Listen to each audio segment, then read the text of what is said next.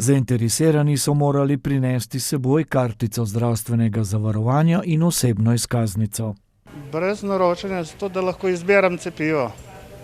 Ste se že prvič cepili? Ne, sem prebolevnik, sem decembra prebolel, zdaj bo čas, da se cepiš. Pa vam je všeč, ta sistem, ki ga tukaj vpeljujejo? Ja, v redu. Mislim, da je najboljše tako, da se sam odločiš, s katerim cepivom pa kdaj. Zaradi tega, ker lahko zbiram cepivo. Ste prvič cepljeni?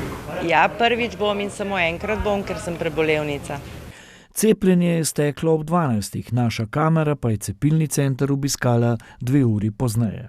Zanimanje do sedaj je kar, v redu. Trenutno smo od 12. ure do zdaj cepili nekaj preko 100 oseb. Želja je v regiji čim prej doseči vsaj 60% precepljenost. Regija, je nekako primerljiva z ostalimi regijami. Želimo si pa absolutno večje precepljenosti in pač izvajamo vse aktivnosti, katere so možne za promocijo cepljenja in spodbujanje oseb k cepljenju. Kmalu naj bi po vsej državi zaživele mobilne cepilne enote. Sicer pa naj bi cepljenje brez naročanja v Novem mestu organizirali enkrat tedensko.